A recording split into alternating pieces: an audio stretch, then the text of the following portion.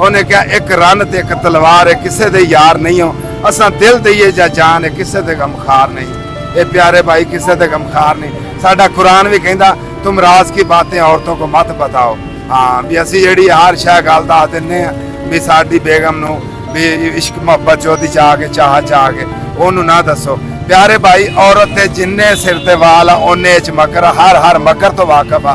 दीन मेरा ईमान मेरा कुरान गवाह वा, सोना अल्लाह गवाह वा।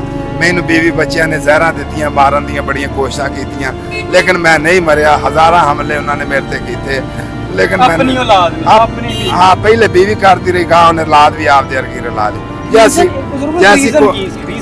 रीजन ऐसा सी भी बेगम सी गोरी चिट्टी सोहनी, मैं सी काला, ਉਹਨੂੰ पसंद नहीं आया। मैं दोस्त मैं भैन दे वट्टे ते विआह कराया सी।